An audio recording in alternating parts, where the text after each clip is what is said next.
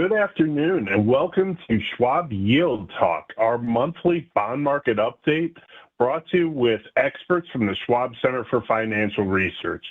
As always, today we're going to be spending ballpark 30 minutes diving into recent developments, recent trends in the broad U.S. bond markets and in the U.S. economy, and taking a look at how those economic developments are impacting bond investing for all of our individual investors and organizations out there. When we dive into this, as always, these are not intended as personalized individual advice for each and every one of you. However, we do want to give you some themes and some topics to talk about with your Schwab financial consultant, your Schwab wealth advisor, or your Schwab regional bond specialist. Hopefully, this will give you some talking points, some review points on your own portfolio, and some things to think about if you're putting any money to work in the near term. And with us, as always, is one of our expert guests from the Schwab Center for Financial Research. This week, our guest is Cooper Howard. He is our director and with a deep focus on municipal and tax-free investments at the Schwab Center for Financial Research. Cooper, thanks again for joining us today. Of course. Well, thank you, everybody, for dialing in or listening to this on the replay. And thanks so much, Dave, for having me on. I know there's a lot going on in the fixed income market, so I want to try to touch on as much as what's happening and then really do a little bit deeper of a dive on the municipal bond market. Where do munis make sense? When do they make sense? Where in the muni market should clients or investors be considering the options and kind of maybe some of the risks or pitfalls to avoid? So I'm excited to be here today. Great. And Cooper, I'd like to start on something that'll basically be retreading some old ground for those who have heard us or seen us speak in person before. I always like to start with why bonds. For the last quarter of a century, when I've met with clients, I've been talking about fixed income investors. There are some doubters in the room, and we're not saying that everyone should have bonds, and we're not saying that everyone should have the same amount, but they do some unique things in the context of an investment portfolio. Could you give us the quick refresher on the role bonds play in an investment portfolio, or basically why bonds? Why might somebody invest in fixed income? Yeah, that's a great question to start with. And a little backstory, Dave and I have been throughout traveling across the country doing many of these presentations. And I know, Dave, when we did a lot of these presentations, when the 10-year treasury was below 1%, it was a little bit more of a difficult story to tell why bonds. Today, with the 10-year treasury at about 4%, it's a little bit easier of a story to say. So we really like to look at 3 different reasons why you should own or why you should consider fixed income in your portfolio. And bonds and fixed income can sometimes be used synonymously. So if I say bonds or I say fixed income, it's really one and the same. And think of these 3 reasons, not just reasons in isolation, but they're reasons kind of like a Venn diagram. So you as an investor might fit into 1, 2, or all 3 of these camps. And really those 3 reasons why we think that bonds can be an appropriate investment in a portfolio in certain situations is 1, income. So you know what you're going to get when you're buying a bond, barring default. So the entity that you're loaning money to agrees to pay you back a set rate of interest, and that can be really useful and really helpful if you're trying to develop an income stream. The second piece is capital preservation. Like I mentioned before, a bond is really just a contract between you and the issuer. So let's say you loan the U.S. Treasury money. Once the Treasury, at the end of that term of you've agreed to, the term of the bond itself, they'll pay you back the principal value, barring default. And so you know that that's going to be a capital preservation piece. The third piece is going to be diversification. And we found that if you combine a portfolio of stocks and bonds and other appropriate investments like cash or potentially some alternatives, that can really help smooth out the highs and the lows. So for many investors, they feel a little bit more comfortable if they have a little bit smoother of a ride to where their destination is, and they don't see a lot of wild swings in their portfolio of ups and downs. So again, those 3 reasons, capital preservation, income, and diversification, are the 3 reasons, Dave, we think that many investors should consider some allocation to bonds, whether that's a smaller allocation or a larger allocation, depending on your personal situation. Thanks, Cooper. I always think that's a great baseline to set before we dive into deeper and more complex topics in the bond market. But now that we've established that, let's go to the next spot that we usually look at, and let's talk a little bit about the Fed.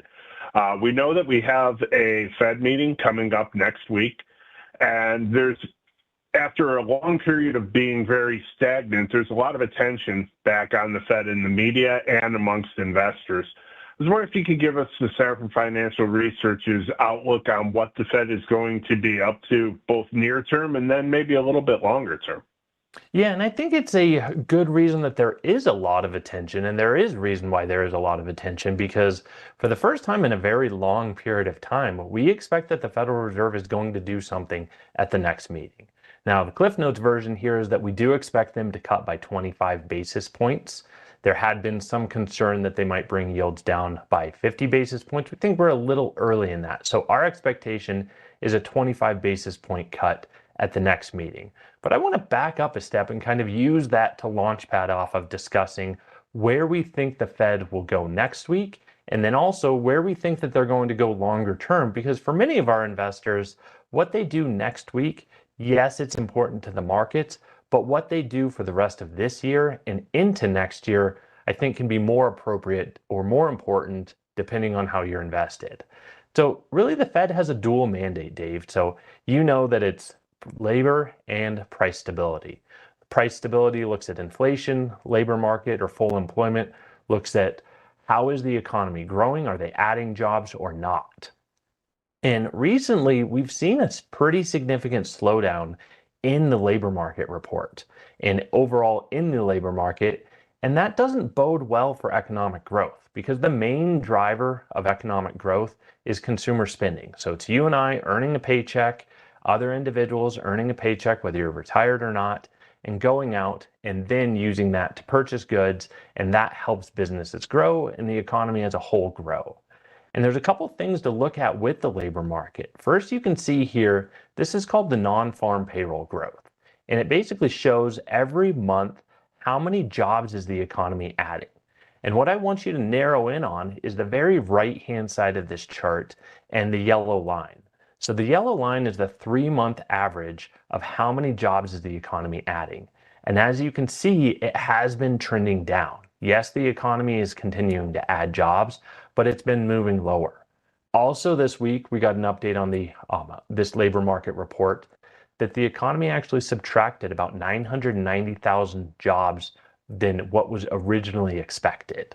So again, that's just another sign to us that that part of the market is slowing. We can also look at something called the employment to population ratio, and that's on the next chart. And it basically shows how many people have a job relative to the size of the economy as a whole. And that's about 60%. So about 6 out of 10 individuals have a job if they're looking relative to the size of the overall population itself. And you can see that that's near the lowest that it's been over, say, the past decade, aside from that significant dip that we saw in COVID. So that to us illustrates or suggests that the Fed is likely to lower interest rates. Because if they see the labor market continuing to soften, the fear is that that could drive us into a recession if they don't act soon enough. Now, pumping the brakes a little bit is the other side of their dual mandate, and that's inflation.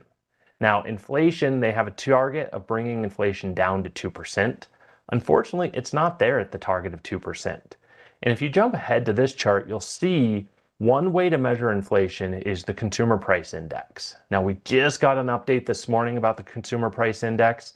So if you listen to the financial media, whether it's one of the radio publications, TV publications, or you read the financial news, you probably see a report today about the Consumer Price Index.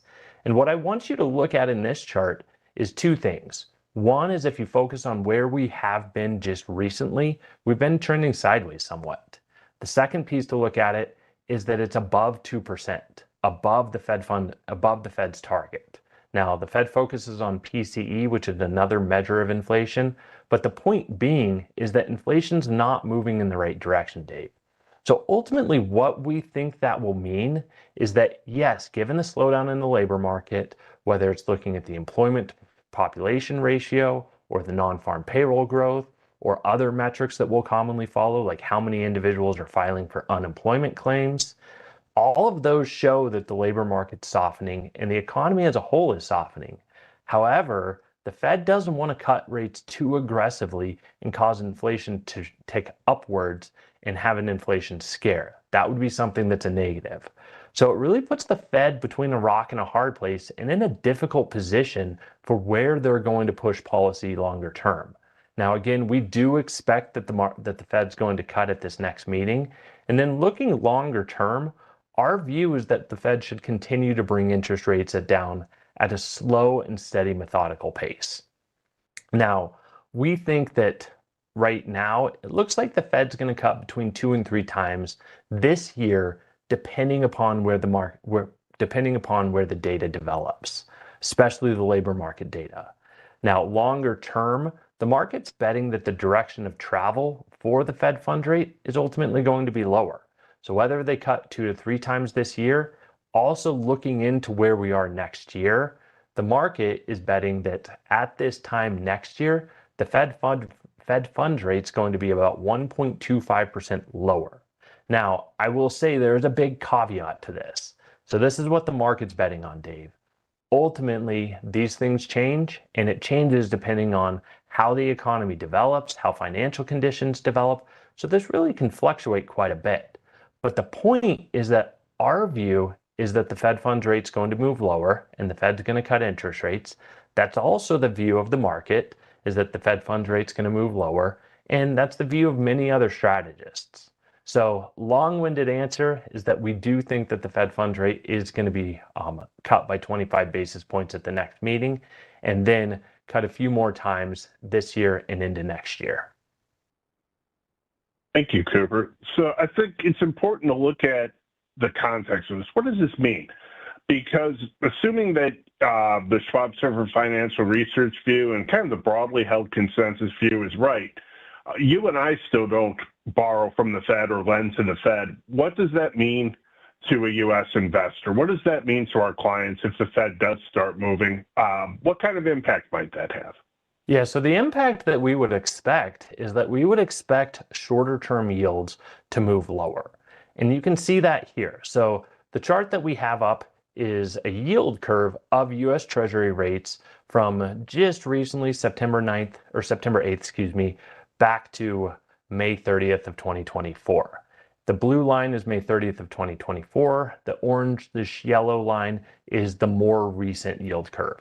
And all that the yield curve is a plot of different yields for U.S. Treasury investments based off of their years to maturity. That's on the x-axis at the bottom there. And one thing I want to show, and one thing I want you to focus in on, is that red line all the way on the left-hand side. You can see that short-term yields have already moved substantially lower since May of last year.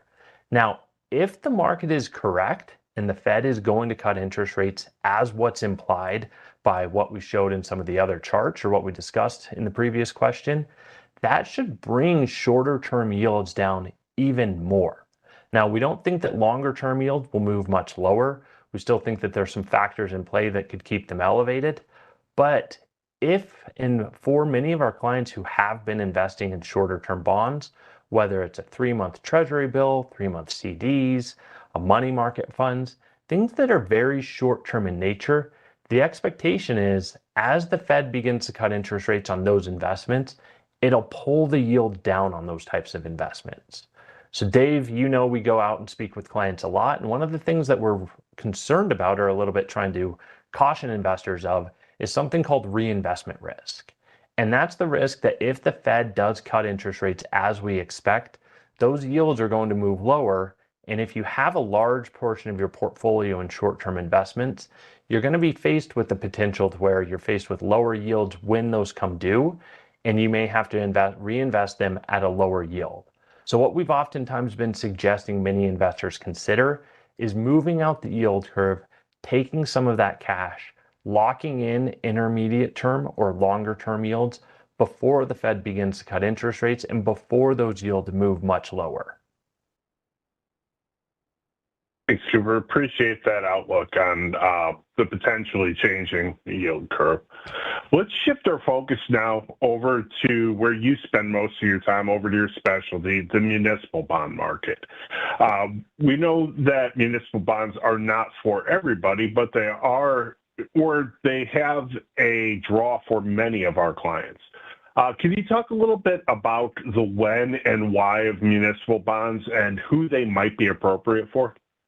Yeah, so there's really two reasons that we think that municipal bonds can make sense. Two big reasons, I should say. There are a lot of underlying reasons, but the two main reasons are one, that they provide tax advantaged income, and the second is that they're generally high in credit quality.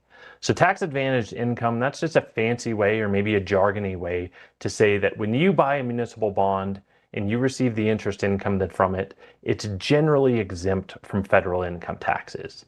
Now, if you purchase a bond from your home state, it's also generally exempt from state income taxes. So why do we think municipal bonds could make sense? Because of that tax advantaged income. Now, when do we think that municipal bonds make sense? Really depends on what your tax bracket is, as well as what type of an account you're investing in.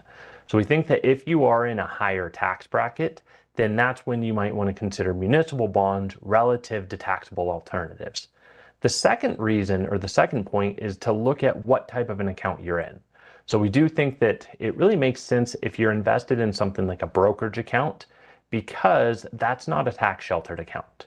If you're investing in an account like an IRA or a 401k, really municipal bonds generally don't make sense because they'll pay lower yields than taxable alternatives because they do offer some tax benefits. But if we look at the current environment for where municipal bond yields are, Dave, we do think that they're fairly attractive. You can see here, all that this shows is what is the yield on a generic index of municipal bonds before adjusting for taxes. And now this is the average municipal bond. It's going to be some shorter term bonds, some longer term bonds, some higher rated bonds, some lower rated bonds. So if you were to purchase something like a mutual fund or an ETF, generally speaking, if it's a fund that tracks a index such as this would be roughly speaking about the yield that you might expect. So not every bond is going to yield this exact amount, but you can see that for the average municipal bond, it's about this. Now, that's about 3.8% before adjusting for taxes. And you can see that that's moved up quite a bit over the past 2 years. If we were to adjust this yield, Dave, for an investor who's in the top tax bracket, that's about an over 6% yield if it were fully taxable. So that's something that would be comparable to, say, a higher yield corporate bond, if you will. That's one reason why we think munis can make sense today. The second reason, though, is looking at average credit quality. It tends to be that most of the bonds in the muni market are very high credit quality in general. And really what that means is that the chances of, or the probability of a missed interest payment or a default is relatively low in the muni market. So this plots out how often does a municipal bond miss an interest payment or a principal payment relative to a corporate bond. And really there's two things that I want you to notice on this chart. The first off is if you look at the blue bars, those are the average municipal bond relative to the gold bars, that's the average corporate bond. And for all investment grade tenors, Dave, you can see that the average municipal bond tends to default at a far less frequent pace than the average corporate bond. Also, the other thing to notice in this chart is as you move from left to right, you go from higher credit quality to lower credit quality, and defaults tend to increase there. So if you are looking for something, to going back to our earlier points of why invest in fixed income, one of the pieces was capital preservation. Tends to be because municipal bonds have been highly rated or are highly rated. Historically, that means that capital preservation has been one of the key tenets that they've provided.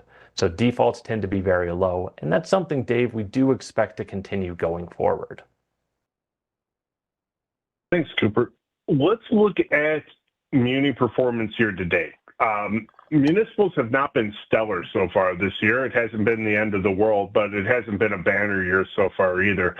Can you walk us through some of the factors that went into that and whether we expect those to continue, whether we expect those trends to continue to exist or to modify? Yeah, so you are correct, is that it hasn't really been a banner year for the municipal bond market. And in fact, munis are one of the worst performing major fixed income asset classes this year. Now, a lot of that was because of negative total returns back in March and April, and a lot of that was due to technical factors. Since then, returns have recovered a little bit, so they're just eking out a little bit of a positive total return. And I think that it's important to discuss what is total return in the fixed income market. We might be more familiar with it if we're investing in equities, but in the fixed income market, it's a combination of the change in price plus your coupon return. Now, your coupon return, that's the interest income that you receive. That's always going to be positive. The price is going to fluctuate based off of a number of different factors. If you put those two together, that's what you get for the total return. And you can see that if the price fluctuates too much or if it moves down too much, that coupon return won't be enough to offset that negative. And that's really what happened in a month like March and a month like April. Now, a lot of the reason why we saw earlier negative or total returns for munis is because issuance was up quite significantly. So there's a supply and demand dynamic. When issuance tends to be up, just like Econ 101, if you have a large amount of supply, that tends to mean that prices can be lower. And that's really what we saw at the beginning of the year. The reason for that significant surge in issuance was because there were concerns about tax exemptions. Now, this ultimately didn't come to fruition, so I don't want to scare anybody out there, but it was something that the One Big Beautiful Bill Act, which is the tax bill that was passed July 4th, early in the year, there were concerns that it might repeal the municipal bond tax exemption. So as a result, many issuers rushed to market to try to get their bonds to market to try to avoid the potential of that muni tax exemption being repealed. Ultimately, it wasn't repealed. So our expectation, Dave, is that issuance should begin to moderate. And as a result, those supply and demand dynamics in the market should get a little bit more attractive for munis, and total returns should begin to recover some.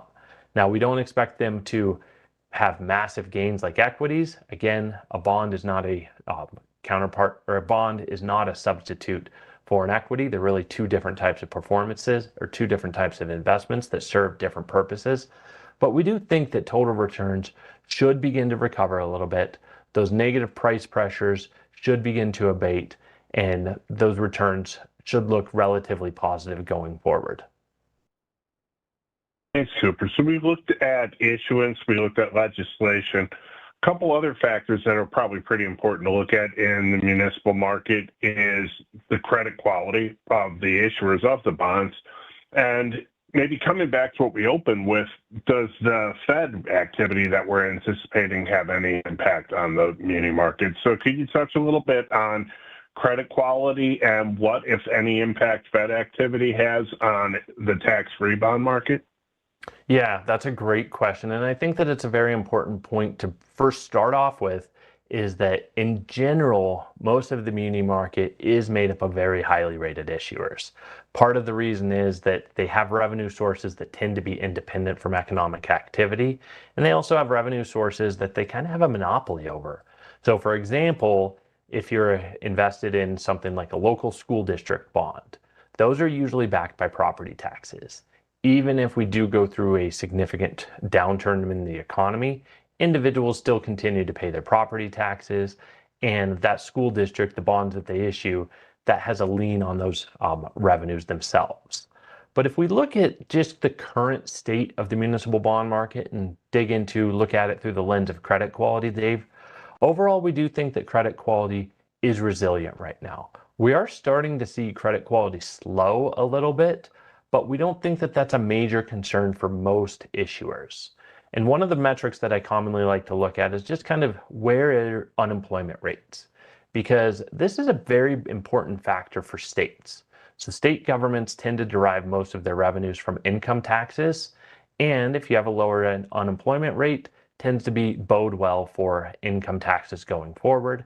Now, states aren't the only type of municipal issuer, but there is a trickle-down effect to it. So the stronger the economy tends to be, the more positive the tax revenues, and therefore more revenues for the municipalities to meet their debt service or meet those payments on the bonds themselves.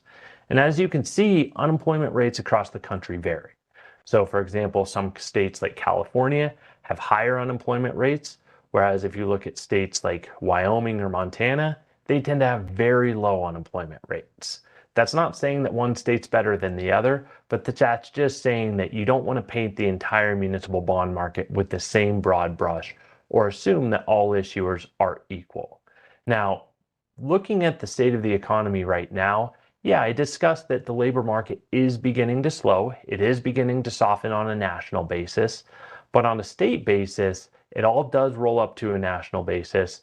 But historically, we are still at a very low point for the unemployment rates overall. They have been ticking up, they have been moving a little bit higher, but a unemployment rate of say 5% or below or in that level is still a pretty low unemployment rate compared to where we historically have been. So that should bode well for credit quality, Dave. We're not too concerned about credit quality for most municipal bond issuers.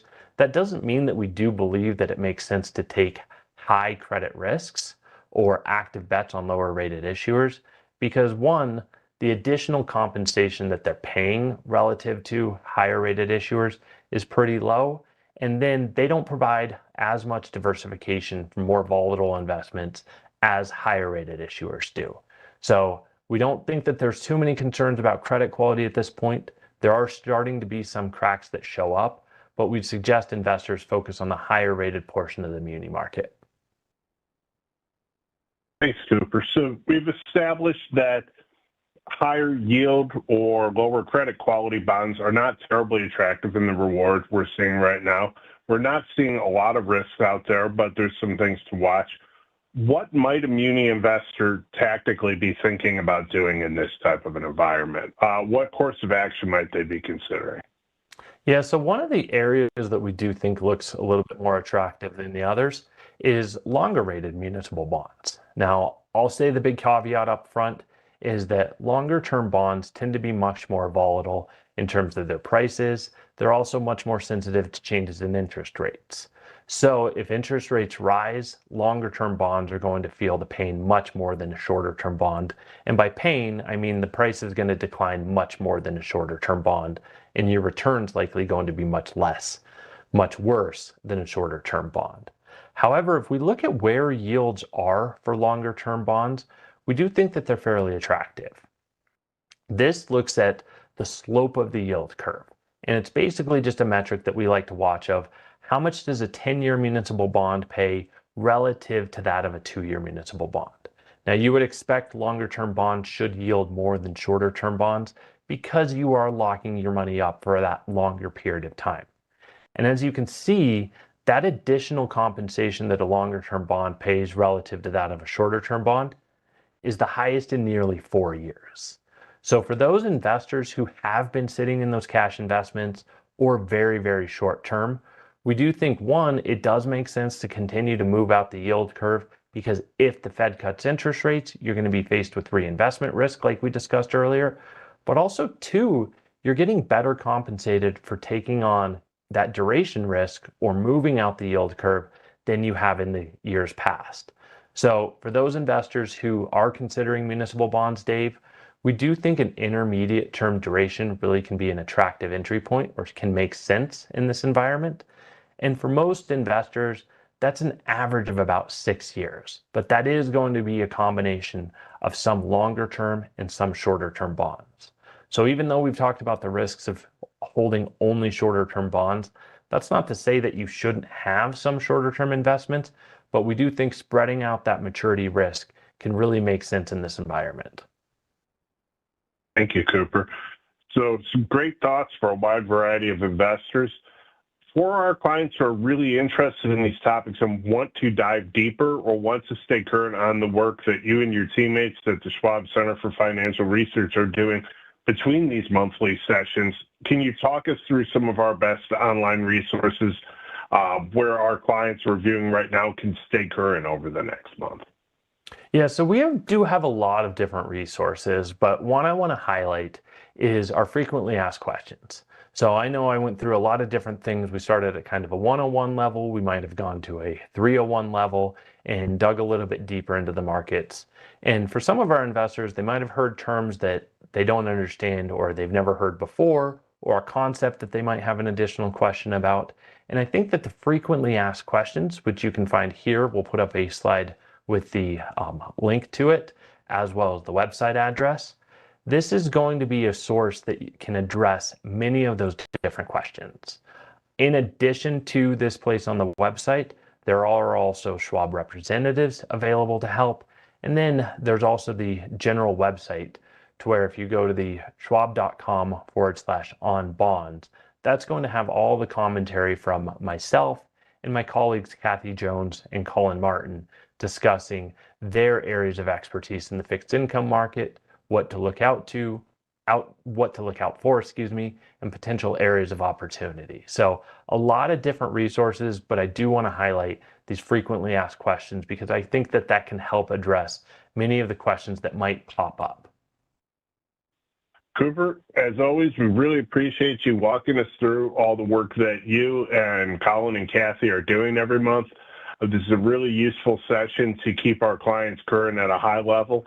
Of course, as Cooper mentioned, for those of you who want to dig into your personal financial situation, we have our Schwab Financial Consultants, our Schwab Wealth Advisors, and our amazing regional bond specialist teams who can help you with individual advice, individual guidance around your personal situation.